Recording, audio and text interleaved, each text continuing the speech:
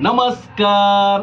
आज आपण पाठीमागच्या भागाला टक्स मारणार आहोत आणि तेही किती अंतरावर असावा आणि शिवाय पाठीमागच्या गळ्याच्या हिशोबानेच आपल्याला टक्स मारावा लागणार आहे आणि तोही टक्स किती इंचावर असावा ते मी तुम्हाला सांगणार आहे. तर चला मग. तर आपण पाठीमागचा टक्स मारतो ना तेव्हा ह्या गळ्याच्या हिशोबाने इथे 4 इंचावरती आलं पाहिजे आणि मग तिथे आपण मार्किंग करून घ्यायची. एका नाही तर दोन्ही बाजूला आपण अशी मार्किंग करून घ्यायची. मग मार्किंग करून घेतल्यानंतर ना आपण हे 2 भाग उलगडायचे. उलगडल्यानंतर ना बघा हा पाठीमागचा गळा तुम्ही बघू शकता. पाठीमागचा गळा कितपत खाली आहे त्या हिशोबाने आपल्याला टक्स मारावा लागेल. आता पाठीमागचा गळा हा आहे माझा 8.25 इंचापर्यंत आहे ते 9 इंचापर्यंत आहे. तर याचा गळ्याचे आपण हिशोबानेच टक्स मारला पाहिजे. तर तुम्हाला मी दाखवतो. आता ह्या दिशेने मी ठेवेन तर विरुद्ध दिशेला पाठीमागच्या भागाने बरोबर अर्धा इंच ह्या हिशोबाने आपण इथे पाठीमागचा टक्स धरायचा आणि इथे बरोबर ठेवायचं. आणि बघा हे पाठीमागचा गळा आहे ना तर ह्या गळ्याच्या खालच्या 1 इंचाच्या हिशोबाने या 1 इंचाच्या हिशोबाने वरपर्यंत आपला टक्स आला पाहिजे.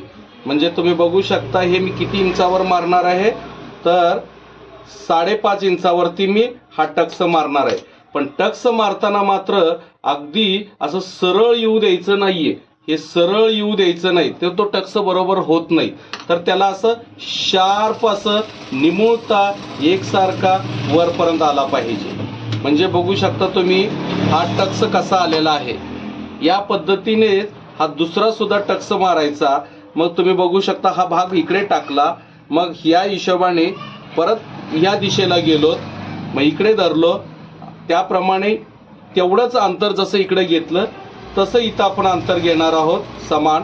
आणि जेवढा हे टक्स घेतलेलं आहे तेवढाच टक्स मी हे किती घेतलेलं आहे मी 5.5 इंचाच्या अंतराने घेतले. तर हेही मला 5.5 इंचाच्याच अंतराने समान घ्यावं लागेल.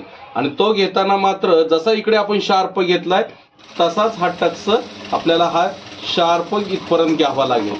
मग त्यानंतर मग तुम्ही बघू शकता हे पाठीमागे ज्यावेळेस आपण दोन्ही टक्स मारलेले असतात इकडे नख मारून हे बघा इकडे टक्स मारलेले असतात तेव्हा तुम्हाला लक्षात येईल की हा गळ्याच्या पाठीमागे तो पाठीमागच्या हाडाला बसला पाहिजे. त्या हिशोबाने आपण हे टक्स मारलेला असतो. म्हणजे हा गळा पण व्यवस्थित धरून राहतो. नाहीतर काय होतं माहिती आहे का आपण खालीच टक्स मारलं की इथपर्यंत ते बरोबर नाही.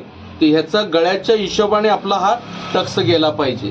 तर या पद्धतीने मी पाठीमागचा टक्स मारलेला आहे आणि तोही अगदी शार्प आलेला आहे तुम्ही बघू शकता. तर या पद्धतीने आपण पाठीमागच्या भागाचा टक्स मारल्याने हा व्यवस्थित ब्लाऊज पाठीमागे धरून बसतो. तर या पद्धतीने तुम्ही करू शकता. तर करा प्रयत्न, नक्की होईल.